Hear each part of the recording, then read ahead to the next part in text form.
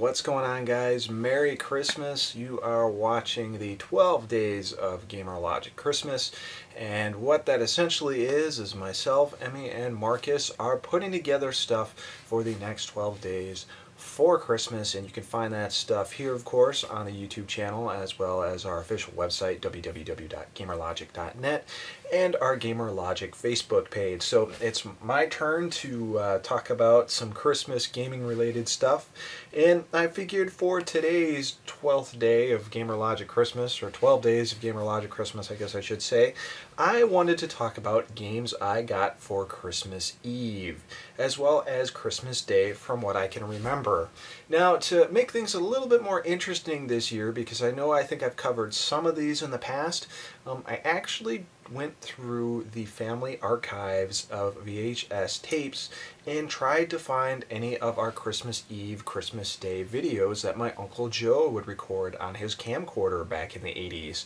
And with a little bit of luck, I actually found two tapes. I found Christmas Eve of 1989 and Christmas Eve of 1990. And wouldn't you know it, I actually discovered that I received a couple games that I completely forgot about getting for Christmas Eve. And some of them actually reminded me of games I've received Christmas Day. Now again, some of these I've maybe covered in other videos, but this one will be a little bit different. So why don't we get into Christmas Eve of 1989? And we'll start with this little piece of footage here, and then we'll talk about these two games I received on a very fun Christmas Eve of 1989.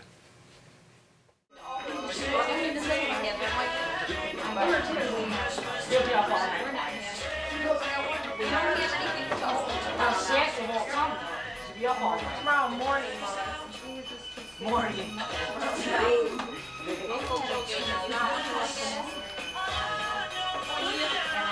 Gotta buy some clothes. That's what I'm gonna do. Dad, or go on a nice little ski trip.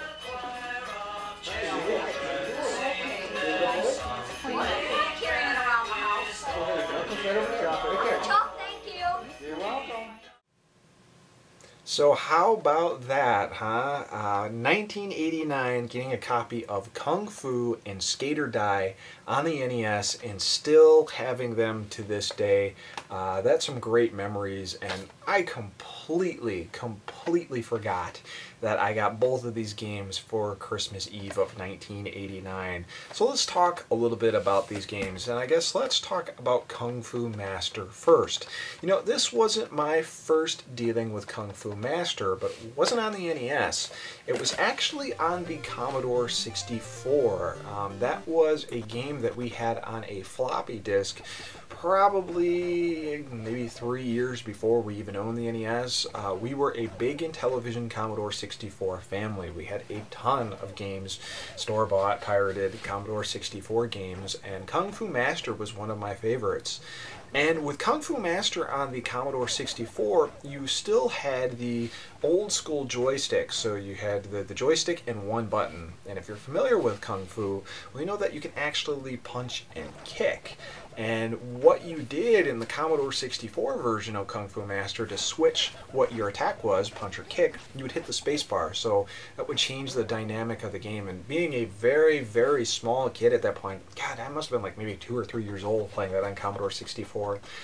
It was hard, but it was one I played many times. And we actually found out years later that you could put in a cheat code on the Commodore 64 version and get a gun, which we thought was like a complete joke. But once I got a Commodore 64 again, I tried it.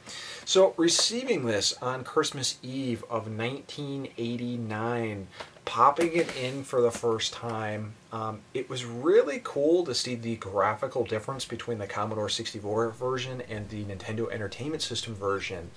Not that the Commodore 64 version was poor graphically, but the character sprites, the pixel art, was so much more defined in the NES version than the Commodore 64 version that it brought a just a deeper aesthetic to it.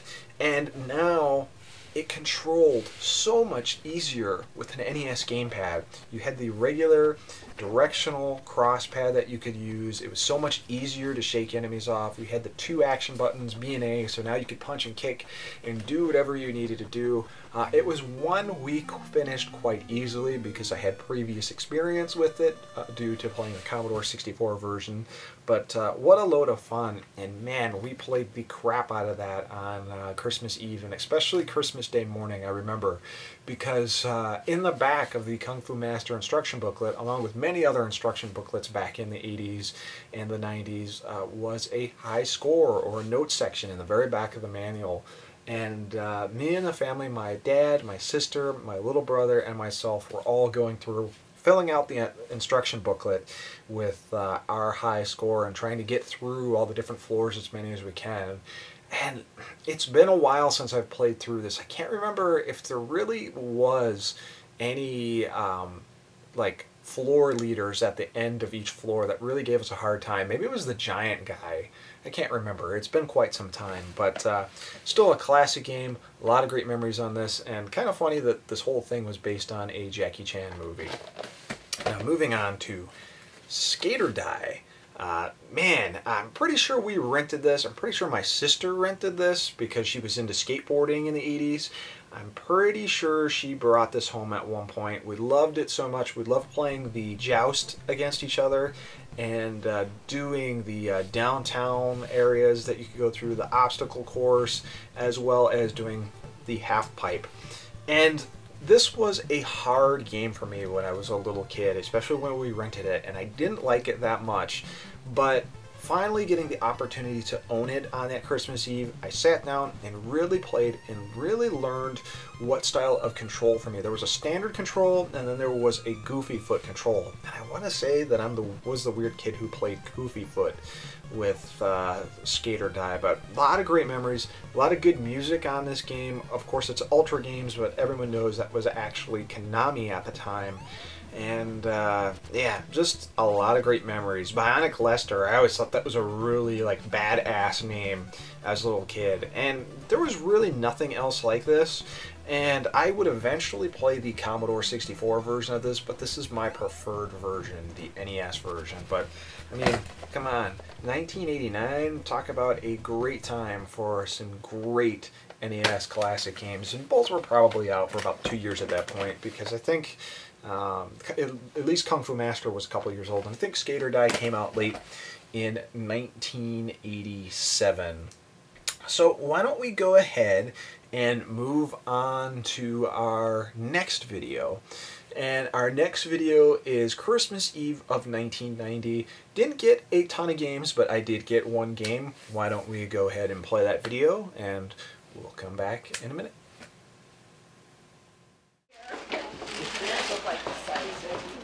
Yeah, I That's saw very it good. in your box, so yeah.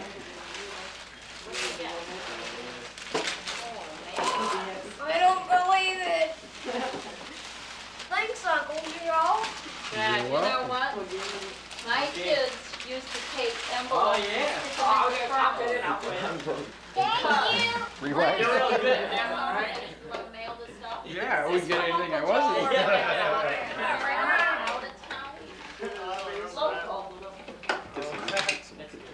And I couldn't figure out why I was always finding envelopes in the front hall there. That's not the mailbox, though. So yeah, it may have been hard to see, but in 1990, hopefully I said that right last time, of Christmas Eve, my Uncle Joe gave me a copy of Super Sprint, the Tenjin version of Super Sprint, and I believe the only version of it that was released on the NES. I do not believe there was a gray cartridge. Someone will correct me on that, I'm sure. But this is my original cartridge from 1990 that my Uncle Joe gave me, sadly without the box, without the manual. But I remember the big controversy about these, and reading that, you know, these black cartridges were banned from the market and stores weren't allowed to sell them anymore, and it felt kind of cool to have an illegal game in your hands. So this was, it's not the worst of games. I'm definitely going to say it's not the worst of games. Racing wasn't a big thing when I was a kid, but the thing was, my little brother loved this game, and because my little brother loved this game and it was fun playing it with him, it was a great co-op two-player game, because we used to strategically place ourselves to try to prevent the other two computer racers from finishing the level. And all the different upgrades you could get. There were so many different levels on this damn thing. It was a fun gift. I definitely appreciate it now more than I did back in the day, and it's really cool having this. And I have to say, you know, you've seen this footage obviously now of me getting a couple of games for Christmas Eve. If it wasn't for my Uncle Joe, that footage wouldn't exist because he was really the only one with a camcorder back then. And thankfully he gave some of these tapes to my mom, and I actually just happened to recover these tapes at the last moment. There was a moment where all these tapes were going to get thrown out, so thank God we were able to save some of this stuff. But yeah, you know, going through some of that footage, there's Thanksgivings on there, there's Christmases, there's you can hear Super Mario Brothers being played in the background, you can hear coins being collected. It's a lot of great memories there that really take me back. Those were good times. So I guess we need to talk a little bit more about Christmas presents I received, and even though I don't have the footage for it, there were a couple more games I received in 1990, some that I didn't know that I was going to be keeping, but a lot of games actually that I got a hold of that I started remembering. The major one, of course, actually came from my sister on Christmas Day of 1990, and I remember this very well because my uncle got me a quick shot controller, and obviously I got Super Sprint, and other than that, the other major gifts I remember getting on Christmas Day of 1990 was a VHS copy of Teenage Mutant Ninja Turtles the movie, which was phenomenal. Man, I loved that thing as a kid. I haven't watched it in years, don't know if it still holds up, but it was great. Obviously, Turtle Mania was running crazy back then, and we didn't go to the theater very much as kids, so it was cool finally having a copy of this and being able to see it for the first time. That tape probably got played 8 or 9 times that very Christmas Day. I think I got a couple of Teenage Mutant Ninja Turtles action figures as well as the original graphic novel, which was really cool. Very different, by the way. But one of my favorite gifts that I received came from my sister. And it's funny now because it's absolutely one of my favorite game franchises, and that is Castlevania, the original Castlevania. And at that point, this game was very, very, very hard to find. The first print run vanished, and they didn't do a second print run of those Castlevania games for the first Castlevania for a very long time. And my sister was at a Toys R Us, I guess, and she found it, and she remembered that the probably second or third game we rented for the NES was Castlevania 2 Simon's Quest, and she knew how obsessed I was with that game and how mesmerized I was by it. So she thought it'd be the perfect gift for me, especially because I never played the first one, and I got it. I was super happy, obviously wanting to try this, wanting to play it for a very long time, and popping that game in, I can tell you that my mind was completely blown away by it because it was so different from Castlevania 2. I mean, you jump into Castlevania 2, it's this wide open kind of game, and then you go to Castlevania 1, and it's like a stage-by-stage basis, which back then I could really only compare to like a Mario or Kung Fu or whatever, right? That's not to say that I didn't enjoy it. I loved it. I played the crap out of it. I played and played and played and had Dracula kick my ass repeatedly until eventually I beat him. And that was the most exciting thing about that, is finally conquering Dracula, probably after months. I just couldn't get the patterns for it as a little kid. But still have my copy of it. Obviously upgraded it with a newer box and replaced the manual because, like a dumbass when I was a kid, I, on some of my instruction manuals, decided that, I don't like it black and white, I'm going to add some color. So I would take marker and, like for Castlevania, I would do red marker all over it because blood, I guess? I don't know. I really, really, really don't know. But 1990, that wasn't it for video games. It certainly was not it for video games because my cousin, the Domkos, my cousin David, being kind of probably the biggest NES player and the game pro in my eyes, definitely. I used to bug the crap out of poor David with stuff about Nintendo, about this game, about that game, and this game. Man, he tolerated the crap out of me as a kid, and I gotta give him props because I'm sure he just wanted to strangle me. But David was always really cool, always looked up to him, and they always brought NES games over for the holidays. And he brought over that Christmas Bionic Commando, Light Force, Metal Gear, and Metroid. Now, none of these games were new experiences for me at this point. They were games that I already played at the video store and rented, but a lot of those games disappeared from the store shelves. They didn't keep old releases for a long time, for whatever reason. But all of them were just phenomenal games, and when they left early morning Christmas Day, he actually said that he'd let me borrow them. And it'd be months, probably not until next Christmas, that we would see them. And when I went to give those games back to him, he actually said just keep them, which is really cool. So I got like 5 NES games back then. So Metroid, of course, an absolute classic. David showed me how to use the Justin Bailey password, to how to get all the power-ups and how to get her out of her suit, and how to find the bosses, how to navigate your way through all those mazes and stuff in the 2 different worlds in order to fight Mother Brain. Actually, I think he was the first one to show me what the ending to Metroid was. He popped in the password, he probably jump bombed into the area that gets you into Mother Brain, and he showed me like running into the Metroids and everything for the first time and how to defeat Mother Brain, and then that just epic jump out of climbing up this destroyed tower to this destroyed vertical corridor to escape the planet as the time bomb is counting down. That was really cool. The other game he showed me how to beat, now all this stuff is coming back to me, Metal Gear. He showed me how to beat Metal Gear. I had a hell of a time playing Metal Gear as a little kid. There was a lot to it. But David had a password that took you to the very end of the game, and he showed me how to destroy the computer. And he also showed me how to defeat Big Boss and how to use the cigarettes to extend your time at the very end of the game. And I thought that was pretty cool. So David was like super impressing me at this point. So I asked him if there was any way he could beat Bionic Commando. And I don't remember if David ever beat Bionic Commando. Unfortunately, that was one he wasn't able to show me how far he could get into because there's no password system. I don't remember if we ever popped that one in. But we did pop in Life Force, and the 30-man Konami code was used, and we were able to start the game from beginning to end and finish it together. That was pretty cool. Jumping ahead, there was one Christmas where I remember my cousin David coming over, and I had Paperboy for some reason. I think my sister's boyfriend at the time was letting us borrow it.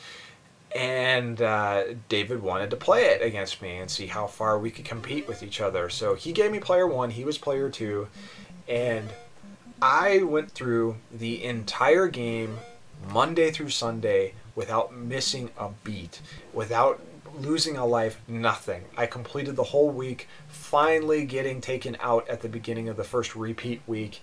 And David's turn came, and he was like, you know what, that's okay, I think you beat me. That was pretty funny. That was like being a little kid and kind of being the game master in your eyes. That was a pretty cool memory.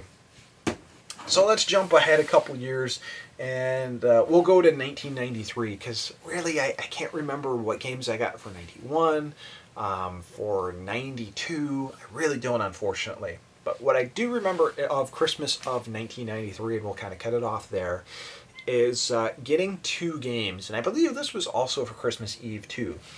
And those 2 games were Street Fighter II Turbo and Teenage Mutant Ninja Turtles, Turtles in Time. Fantastic games, right? I mean, Street Fighter II was the staple fighting game in our house. Mortal Kombat was cool, but it just didn't come anywhere near the fun, the action, the play that Street Fighter II did. And when they released their Turbo upgrade for the Super Nintendo Entertainment System, we had to have it.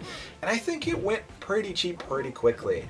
But man, we got Street Fighter II Turbo for Christmas Eve, and everyone was playing it. My dad was playing it, my sister was playing it, my little brother was playing it, I was playing it, and we would play it every day, day on day on day, night on night on night, driving my mother crazy. Anytime she hears the word Hadouken, she has terrible Vietnam-like flashbacks because those games used to drive her nuts.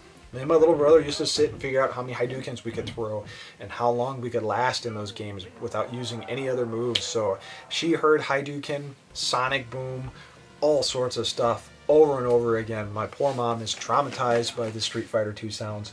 I feel bad for her. When me and my little brother didn't want to be competitive and we wanted to work together, would we play Teenage Mutant Ninja Turtles, Turtles in Time?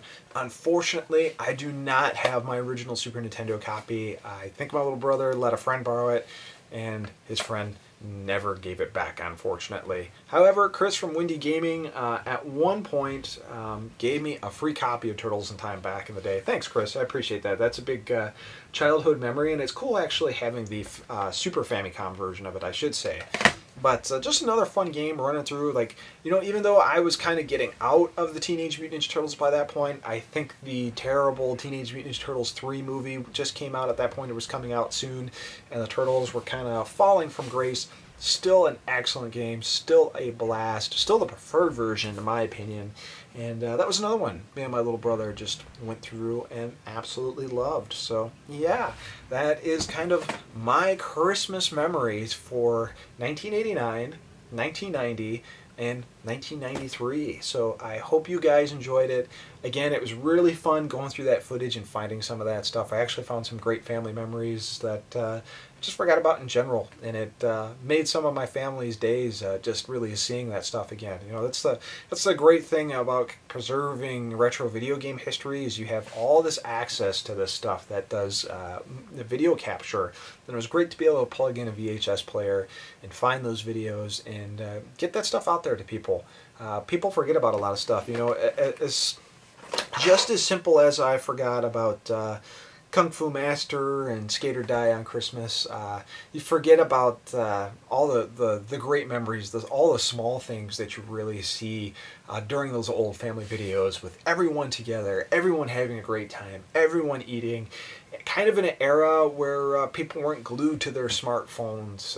You couldn't go onto YouTube. You couldn't go on the internet. People were really more together, in my point of view. And you know, it's cool to really have the experience to be alive in both those eras where technology is there, but it's just starting to come to be. So very cool. So I hope you guys enjoyed this video, and again, please be sure to check out our other videos over at GamerLogic.net, our GamerLogic Facebook page for the 12 Days of GamerLogic Christmas. I'm Mike Murtis. Me and my ugly Mario Christmas sweater are out of here. Peace, guys.